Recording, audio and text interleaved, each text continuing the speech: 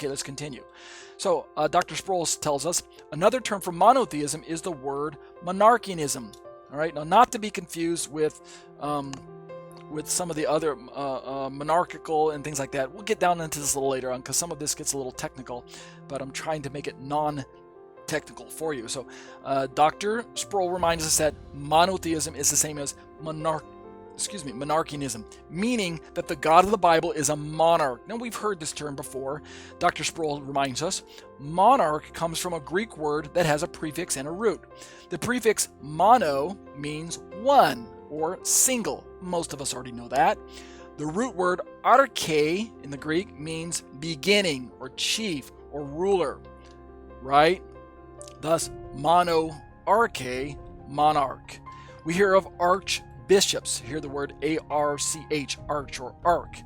We have arch nemesis. We have archangels or archangels, all of which employ the root term arche, right? The beginning, the chief, or the ruler. So let's continue with Dr. Sproul. A monarchy is a form of government in which the rule is restricted to one person, a king or a queen, as distinguished from the rule of the few, an oligarchy, or the rule of many, a plutarchy. The doctrine of the Trinity, central to Christian confession, is not the result of abstract speculation.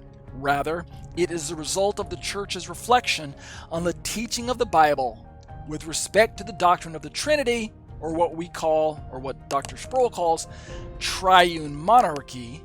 The Church was faced with two distinct issues. The first was the responsibility to exercise fidelity to the Bible, and the second was to be clear in its rejection of a heretical doctrine.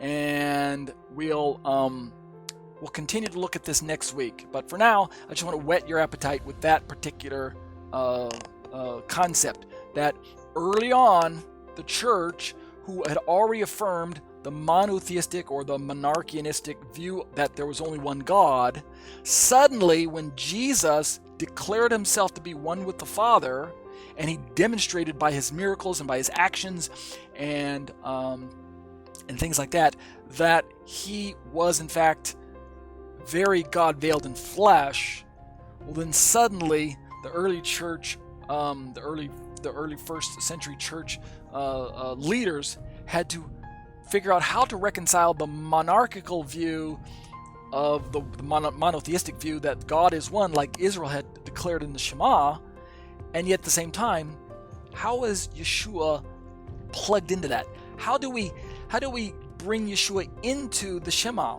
Hear, O Israel, the Lord our God, the Lord is one. And yet Yeshua says, I and the Father are one, right? Echad.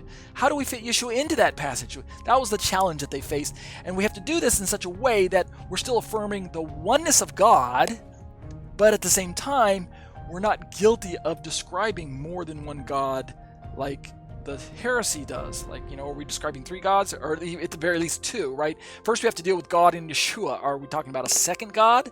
I mean, that's the challenge. Okay, so that's what we're going to be starting to look at. And after we read Dr. Sproul's excerpt, then we'll turn to Is Yeshua God? An examination of passages about the Trinity. Okay, let's close in prayer.